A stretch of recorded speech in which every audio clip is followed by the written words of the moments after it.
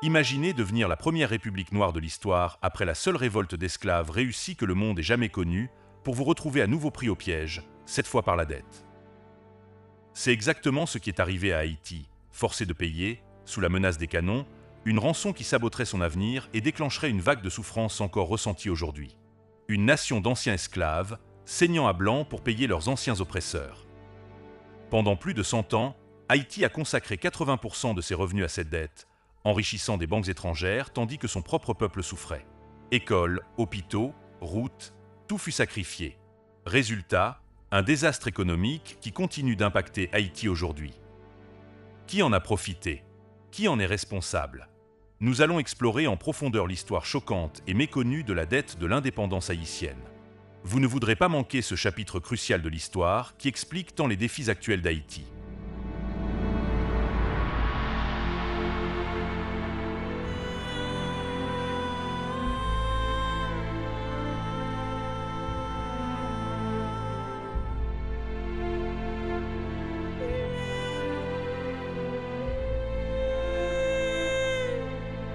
L'ancien président haïtien Jean-Bertrand Aristide a ravivé le débat sur les réparations en 2003, exigeant que la France rembourse à Haïti environ 21 milliards de dollars, une somme calculée en ajustant l'indemnité d'origine aux valeurs contemporaines. Peu de temps après, le gouvernement d'Aristide tomba. Dans une interview donnée en 2022, l'ancien ambassadeur français Thierry Burkhardt admit que la France et les États-Unis avaient probablement joué un rôle dans la chute d'Aristide en raison de son insistance sur les réparations. En mai 2015, lors de l'inauguration d'un mémorial de l'esclavage en Guadeloupe et avant sa visite en Haïti, le président François Hollande surprend son auditoire. Il déclare que la France a une dette envers Haïti, la qualifiant de rançon de l'indépendance. C'est sous la monarchie Charles X, 1825, qui réclama même à la jeune République d'Haïti une indemnisation d'État de 150 millions de francs or, afin d'indemniser les anciens colons qui le réclameraient. Certains ont appelé cette exigence la rançon de l'indépendance. Eh bien, quand je viendrai en Haïti, j'acquitterai à mon tour la dette que nous avons.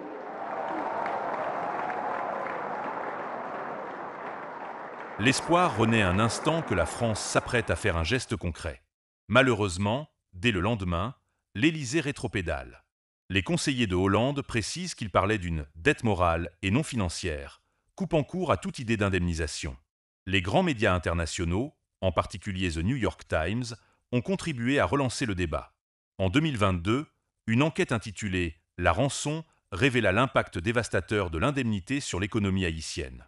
Le journal estima que Haïti avait perdu environ 115 milliards de dollars en potentiel économique en raison des paiements faits à la France. Des économistes influents, comme Thomas Piketty, ont également renforcé ce discours, affirmant que l'extraction de richesses par la France depuis Haïti a considérablement favorisé l'expansion économique française au XIXe siècle.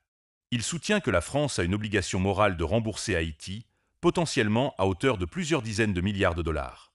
Le 26 septembre 2024, Edgar Leblanc fils, alors président du Conseil présidentiel de transition en Haïti, s'adressa à l'Assemblée générale des Nations unies. Dans son discours, il souligna l'impact durable de cette dette et réclama sa restitution, insistant sur la nécessité d'une solidarité internationale pour corriger cette injustice historique. Mais Haïti, la première nation noire indépendante du monde, est aussi la grande victime d'une injustice historique qui a non seulement retardé son développement, a aussi marqué son peuple d'un fardeau dont les répercussions se font encore sentir. Leslie Voltaire lui succéda à la tête du Conseil présidentiel de transition. Le 1er janvier 2025, lors du 221e anniversaire de l'indépendance d'Haïti, Voltaire réitéra la demande officielle pour que la France rembourse la dette d'indépendance et verse des réparations pour les dommages causés par l'esclavage. Il affirma que cette reconnaissance était essentielle pour l'avenir économique et le respect de la souveraineté haïtienne. Cette injustice inqualifiable constitue une meurtrissure qui ne cesse de hanter notre mémoire et malheureusement, le paiement de ces rançons a contribué à compromettre de manière significative les perspectives de développement de la jeune nation. Par conséquent, nous devons envoyer un message clair aux différents peuples de la planète. Haïti réclame la restitution de cette rançon et la réparation des torts causés par l'esclavage, reconnu depuis des années comme un crime contre l'humanité. Le 29 janvier 2025, lors d'une rencontre entre Voltaire et le président français Emmanuel Macron, ce dernier annonça son intention de faire une déclaration sur cette dette historique le 17 avril 2025, date du bicentenaire de l'ordonnance de Charles X qui a réclamé à Haïti le paiement de 150 millions de francs or en 1825. En effet, le 17 avril, Macron a annoncé la création d'une commission franco-haïtienne conjointe. Coprésidée par l'historienne haïtienne Gusty-Clara Gaillard-Pourchet et le diplomate français Yves Saint-Jour, cette instance examinera l'histoire commune des deux nations. Elle se concentrera notamment sur l'impact de l'indemnité de 1825 sur le développement économique et social d'Haïti, ainsi que sur les mémoires et les représentations partagées de cet épisode historique.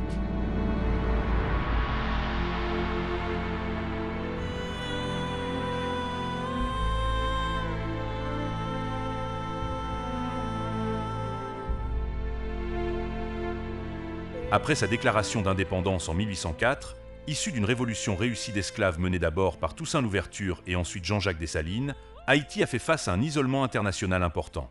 La France refusa de reconnaître son indépendance et chercha à reconquérir le territoire, tandis que les États-Unis, motivés par leurs intérêts pro-esclavagistes, imposèrent des embargos commerciaux et refusèrent toute reconnaissance diplomatique. En 1823, la Grande-Bretagne reconnut l'indépendance de plusieurs nations de l'Amérique, notamment la Colombie et le Mexique, mais pas celle d'Haïti, malgré la poursuite d'échanges commerciaux informels avec l'île. Après l'assassinat de Jean-Jacques Dessalines en 1806, Haïti fut divisé en deux États avec Henri Christophe, roi du Royaume du Nord, et Alexandre Pétion, président à vie au Sud. Louis XVIII envoya deux émissaires en Haïti avec une demande directe. Les deux dirigeants du pays, le président Pétion au Sud et le roi Christophe au Nord, devaient se soumettre à la souveraineté française. En d'autres termes, la France demandait à Haïti de se rendre et de redevenir une colonie. Les réponses des leaders haïtiens ne pouvaient être plus différentes. Au nord, le roi Henri réagit avec défi.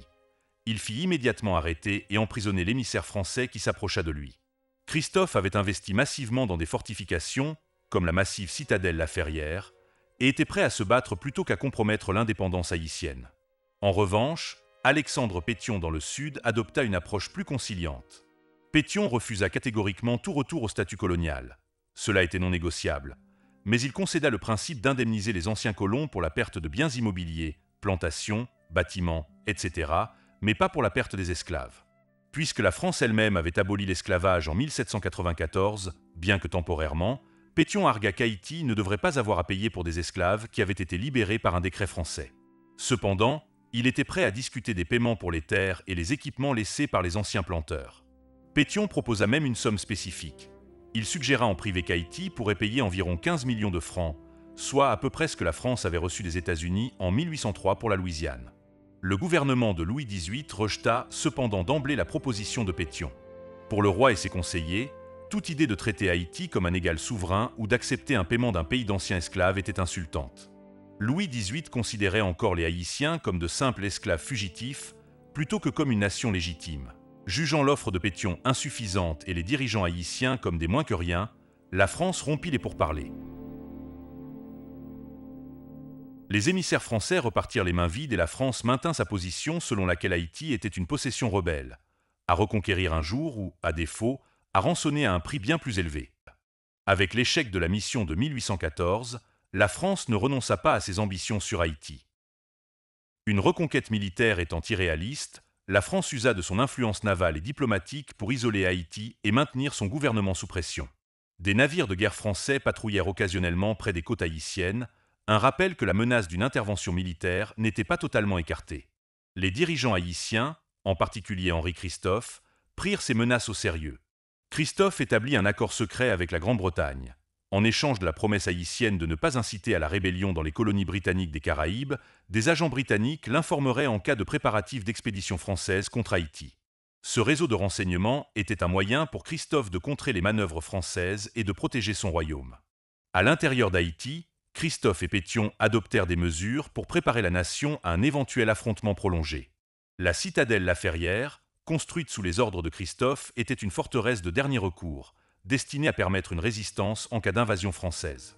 Dans le sud, Pétion arma des milices locales et maintint les défenses côtières en état d'alerte.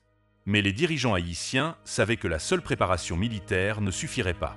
La marine française était bien supérieure et un blocus pourrait asphyxier l'économie haïtienne. En 1820, la situation évolua. Henri Christophe fit face à une rébellion contre son régime autoritaire. Acculé par une mutinerie, il se suicida en octobre 1820. Cela élimina le dirigeant haïtien le plus inflexible. Sa mort permit à Jean-Pierre Boyer, qui avait succédé à Pétion à la présidence du Sud en 1818, de réunifier Haïti sous son autorité. En 1820 à 1821, Boyer consolida son pouvoir sur tout l'ancien territoire français de Saint-Domingue. Puis, en 1822, il lança une audacieuse offensive vers l'Est, occupant l'ancienne colonie espagnole de Santo Domingo, l'actuelle République dominicaine. Son objectif était d'empêcher l'Espagne ou la France d'utiliser l'île comme base pour une attaque contre Haïti. Il préempta ainsi toute tentative européenne de récupérer la partie orientale de l'île. Cette annexion fit de Boyer le maître incontesté de toute l'île d'Haïti, mais elle exacerba aussi les tensions avec la France et l'Espagne.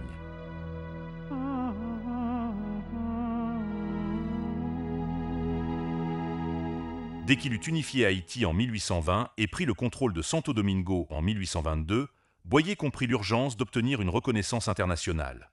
Pendant les premières années de la décennie 1820, il explora diverses voies diplomatiques. Il communiqua de manière informelle avec des responsables britanniques, espérant que la Grande-Bretagne jouerait le rôle de médiateur ou au moins soutiendrait l'indépendance haïtienne, mais les Britanniques restèrent prudents.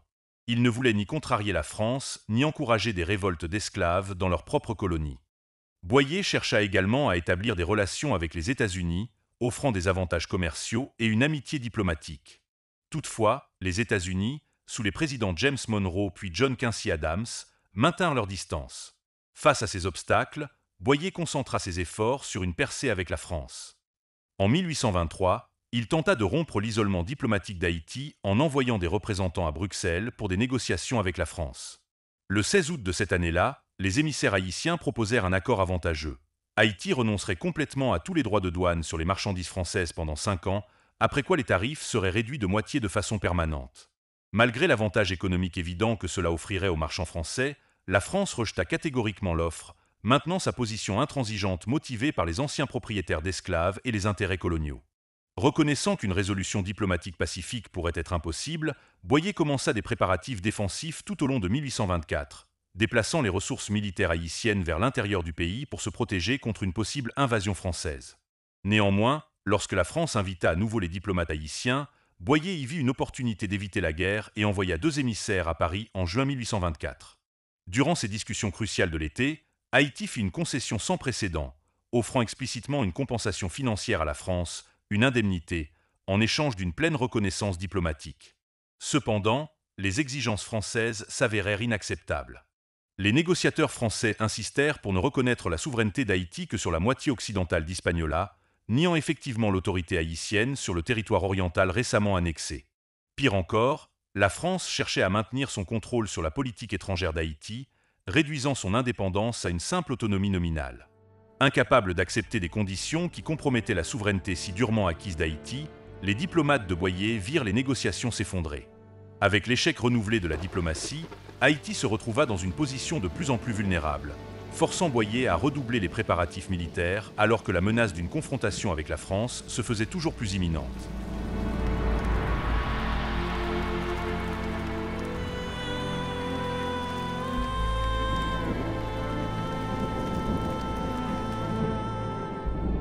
Le 16 septembre 1824, suite au décès de Louis XVIII, son jeune frère, connu pour ses positions ultra-royalistes, lui succéda et prit le nom de Charles X.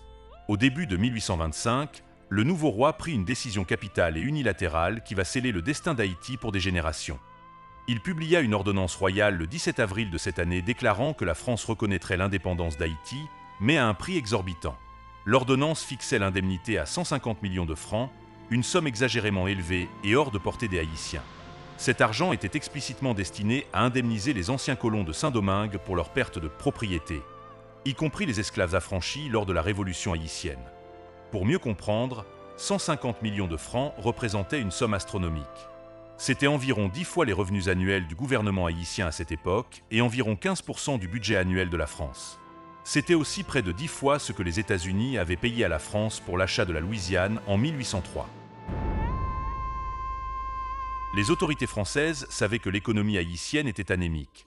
Des journaux français de l'époque notaient que les revenus annuels d'Haïti ne dépassaient pas 14 ou 15 millions de francs. Certains critiques en France suggérèrent même que cette somme était volontairement impossible à rembourser, ce qui s'avéra exact. Cette ordonnance royale ne fut pas un traité négocié, mais une demande unilatérale accompagnée d'une menace implicite.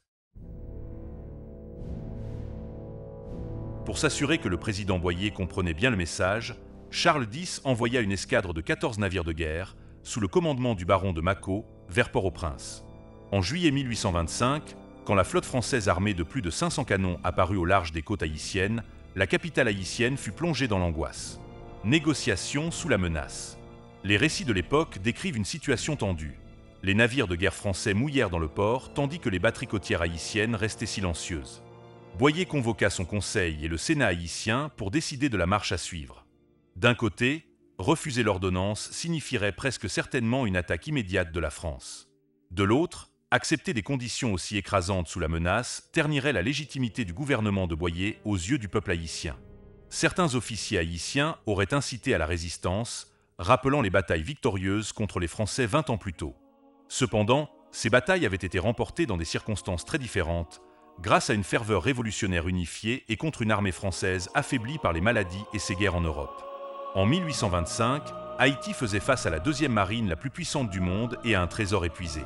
Avec les quelques canons restants et aucun allié, Haïti ne pouvait se permettre un affrontement direct avec la marine française. C'était une véritable diplomatie de la canonnière, négocier sous la menace des canons français ou subir bombardements et invasions. Le Sénat haïtien, probablement influencé par Boyer, autorisa le président à négocier plutôt que de combattre. N'ayant guère d'autre choix, le président Boyer accepta de rencontrer le baron de Mâcon pour discuter des conditions.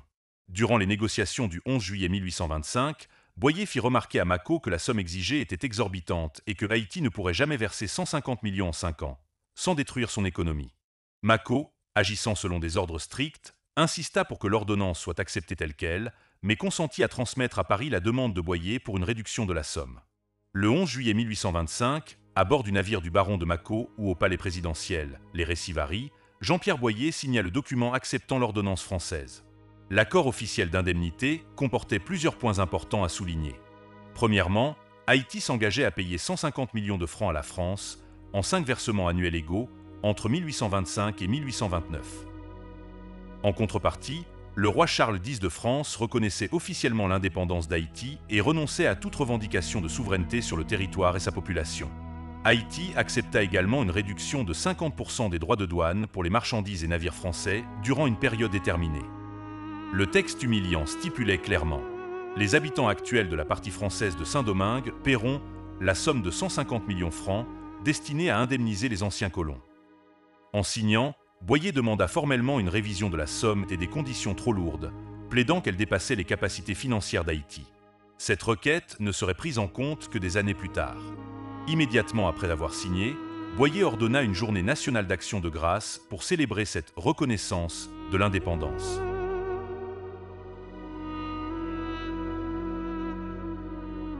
Lorsque les navires de Mâcon repartirent avec la promesse de paiement haïtienne en main, ils emportèrent aussi le premier versement qu'Haïti avait pu réunir en urgence. Certaines sources indiquent que le trésor haïtien réussit à collecter quelques millions de francs en biens et pièces chargés en urgence sur les navires français. La nouvelle de l'accord se répandit rapidement en Haïti, suscitant à la fois résignation et indignation. De nombreux Haïtiens étaient profondément conscients d'être forcés à payer leurs anciens maîtres pour la liberté qu'ils avaient durement acquise. On imagine aisément l'amertume des vétérans âgés des guerres révolutionnaires, qui avaient versé leur sang pour chasser la France et voyaient maintenant leur gouvernement céder à cette extorsion. Cependant, certains éprouvèrent probablement un soulagement lugubre. Si le paiement de cette rançon pouvait éloigner définitivement le spectre d'une invasion française, peut-être s'agissait-il d'un mal nécessaire. Quand la nouvelle de l'accord signé parvint en France, les réactions furent mitigées. Les ultra-royalistes français félicitèrent Charles X pour avoir restauré l'honneur de la France et rendu justice aux colons. Les anciens planteurs exilés, souvent ruinés et dépendants de pensions gouvernementales, se réjouirent à l'idée d'être indemnisés. En revanche, des critiques libéraux dénoncèrent l'indécence d'une France qui avait aboli la traite des esclaves et se vantait de ses idéaux éclairés, tout en extorquant une nation noire née des cendres de l'esclavage. Dans le reste du monde, les réactions furent souvent critiques envers la France. En Grande-Bretagne et aux États-Unis, les journaux relevèrent l'énorme somme exigée. Un journaliste britannique remarqua que ce montant était si élevé que peu d'États européens auraient pu le supporter. Cette transaction fut si déséquilibrée qu'elle ne ressemblait guère à un véritable traité. En effet, les historiens et les moralistes contemporains décrivent sans détour l'accord de 1825 comme une extorsion réalisée sous la menace, une véritable indemnité imposée par la canonnière, plutôt qu'une négociation équitable. Lorsque la France accepta le premier paiement et reconnut formellement l'indépendance d'Haïti, d'autres nations commencèrent à établir des relations officielles avec Haïti. En quelques mois, la Grande-Bretagne, suivie par la Prusse et l'Espagne, envoya des consuls ou des représentants à Port-au-Prince. Toutefois, les États-Unis, influencés par les intérêts esclavagistes du Sud, retardèrent leur reconnaissance officielle d'Haïti jusqu'en 1862. Après la signature de l'ordonnance de 1825, les difficultés commencèrent aussitôt. Incapable de réunir une telle somme dans un délai aussi court, le gouvernement de Jean-Pierre Boyer se tourna vers les banques françaises. Un prêt de 30 millions de francs fut négocié, principalement avec la Maison Laffitte, mais à des conditions ruineuses, intérêts élevés, commissions, frais divers. Au final, Haïti ne toucha réellement que 24 millions, immédiatement transférés à Paris comme premier paiement. En somme, Haïti fut forcé d'emprunter à la France pour payer la France. C'est une double dette. Pour financer ce mécanisme absurde, Boyer renforça la pression fiscale, surtout sur les paysans producteurs de café. Il mit en place un système autoritaire fondé sur le tristement célèbre Code rural de 1826, qui contraignait les paysans à travailler sur les plantations ou à fournir des quotas agricoles. Toute résistance était passible d'emprisonnement pour vagabondage. Ce retour déguisé au travail forcé suscita des révoltes silencieuses dans les campagnes, alors que l'indépendance avait nourri l'espoir d'autonomie. Très vite, la machine s'enraya. Dès 1826, Haïti fut incapable de respecter la seconde échéance. Boyer tenta de négocier un délai, arguant des catastrophes naturelles et de la chute du cours du café. Mais la France resta inflexible. En 1827, Haïti fit défaut. Le ton monta, des navires français revinrent croiser au large et les colons réclamaient des mesures de rétorsion. Un statu quo tendu s'installa. Haïti payait ce qu'elle pouvait, quand elle le pouvait, mais restait incapable de suivre le calendrier initial. Pendant ce temps, le ressentiment grandissait. Les soldats, mal payés, protestaient. Les intellectuels dénonçaient l'indemnité comme un vol. Dans les campagnes, les révoltes paysannes se multipliaient. Même dans la partie orientale de l'île, occupée depuis 1822, les soldats haïtiens, mal approvisionnés par un État haïtien ruiné, commencèrent à rançonner la population dominicaine, ce qui alimenta le soulèvement dominicain de 1844. Un tournant s'opéra en 1830 avec la chute de Charles X. Le nouveau roi, Louis-Philippe, adopta un ton plus conciliant. Sous la pression des créanciers, et face à l'échec du système, la France accepta de renégocier. En 1838, un traité d'amitié fut signé. Il réduisait l'indemnité à 90 millions de francs, répartis en 30 versements annuels. La France reconnaissait officiellement l'indépendance d'Haïti, sans ambiguïté. Mais même cette réduction ne fut possible qu'au prix d'un nouveau prêt, qui enferma davantage Haïti dans l'endettement. Dans les années 1840, près de la moitié du budget national était englouti par le service de la dette. Cela signifiait l'abandon presque total des investissements publics. L'infrastructure se dégrada, les écoles disparurent, la santé publique fut négligée. Le pouvoir de Boyer devint de plus en plus autoritaire, réprimant toute opposition pour faire respecter les exigences fiscales. En 1843, il fut renversé par une coalition menée par Charles Rivière-Hérard. La dette, et le système répressif mis en place pour la rembourser, avaient contribué directement à la chute du régime. Mais même après la chute de Boyer, la dette persistait. Entre 1843 et 1859, Haïti connut une succession rapide de dirigeants, dont un empereur, Faustin Soulouque. Chaque nouveau chef d'État devait réaffirmer l'accord de dette pour être reconnu par la France. Les gouvernements contractaient de nouveaux emprunts, parfois auprès de banquiers néerlandais ou français, simplement pour rembourser les anciens. De plus, les politiques économiques mises en place pour réunir des fonds destinés au paiement de l'indemnité entraînèrent la répression des aspirations de la majorité noire paysanne. Après la Révolution, la plupart des anciens esclaves voulaient vivre de petites exploitations agricoles autonomes. Mais l'État, dirigé par une petite élite composée principalement de mulâtres et d'officiers noirs, les contraignit à un système quasi-plantationnaire pour la production d'exportation. Cette situation creusa un clivage social persistant et déclencha des révoltes rurales périodiques, comme la rébellion paysanne menée par Louis-Jean-Jacques Acao en 1844. La dette étrangère devint ainsi le moteur de la politique intérieure haïtienne. Un État faible, désorganisé, sacrifiant l'éducation, les infrastructures, la santé, tout cela pour envoyer de l'argent en France. Dans les années 1860, Haïti recommença à faire défaut. Et pourtant, en 1883, sous la présidence de Lysius Salomon, Haïti parvint à rembourser le dernier capital de l'indemnité française.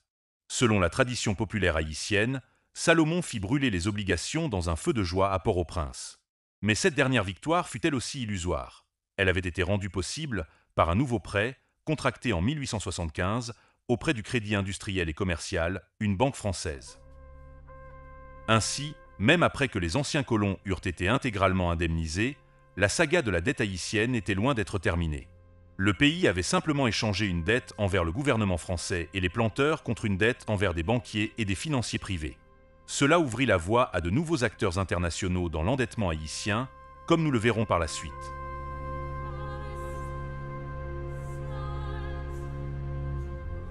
Qui a profité des paiements d'Haïti? Le paradoxe tragique de la dette d'indépendance d'Haïti est qu'elle transféra une somme énorme, une richesse extorquée par le labeur des paysans haïtiens, à d'autres qui en récoltèrent les bénéfices. Qui exactement profita des paiements effectués par Haïti pendant plus d'un siècle? En premier lieu, les anciens colons français de Saint-Domingue et leurs héritiers furent les bénéficiaires désignés de l'indemnité de 1825. Après le dernier paiement d'Haïti à la France dans les années 1880, environ 8000 ex-colons ou leurs descendants reçurent finalement une compensation. Le processus d'indemnisation traîna en longueur en France. Ce ne fut qu'à partir des années 1830 que la majorité des réclamations furent réglées, bien après l'ordonnance royale initiale. À cette époque, de nombreux planteurs originaux étaient déjà décédés, et ce furent leurs enfants ou leurs créanciers qui reçurent les fonds. L'État français lui-même bénéficia indirectement de l'indemnité. Bien que celle-ci fût officiellement destinée aux colons, l'afflux de liquidités en France stimula l'activité financière.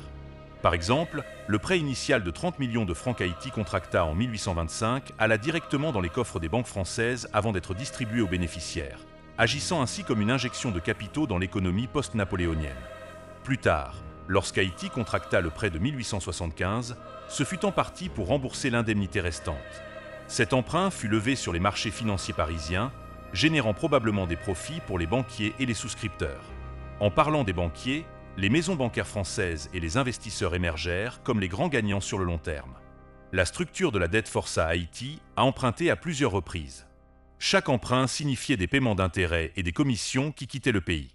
Le prêt de 1825 était assorti de conditions draconiennes qui enrichirent des banquiers comme Casimir Périer et la Maison Laffitte. Le prêt de consolidation de 1875, négocié par le gouvernement du président Michel Domingue, fut géré par le Crédit industriel et commercial, CIC, et garanti par des financiers français, consolidant encore davantage l'influence financière française en Haïti. Les profits accumulés par les dirigeants du CIC et les investisseurs français aux dépens d'Haïti furent si importants que leurs revenus annuels dépassaient parfois l'intégralité du budget haïtien dédié aux infrastructures. Le CIC amassa des millions de francs grâce aux frais et aux intérêts, et une partie de ces fonds servit à financer la construction d'un monument emblématique de Paris, la Tour Eiffel. En 1880, la CIC obtient une concession qui donne naissance à la Banque nationale d'Haïti. Cette prétendue banque haïtienne avait en réalité son siège principal dans les locaux du CIC à Paris. Elle supervisait les opérations financières du pays, notamment l'émission de la monnaie haïtienne. À la fin du XIXe siècle, les titres de la dette souveraine haïtienne commencèrent à être échangés sur les marchés financiers européens. C'est ainsi qu'au début du XXe siècle, un nouvel acteur entra en jeu, les États-Unis d'Amérique.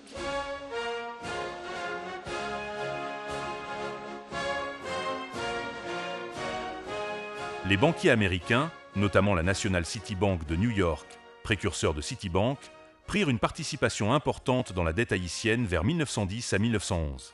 Plusieurs créanciers européens cédèrent alors leurs obligations haïtiennes à un syndicat mené par la National City Bank et d'autres intérêts américains, à une époque où les États-Unis renforçaient leur influence dans la Caraïbe. En décembre 1914, quelques mois seulement avant l'occupation américaine, l'administration Wilson envoya des marines en Haïti pour s'emparer des réserves d'or, environ 500 000 $, déposés à la Banque nationale d'Haïti et les expédier à New York pour les mettre en sécurité, garantissant ainsi implicitement les prêts américains.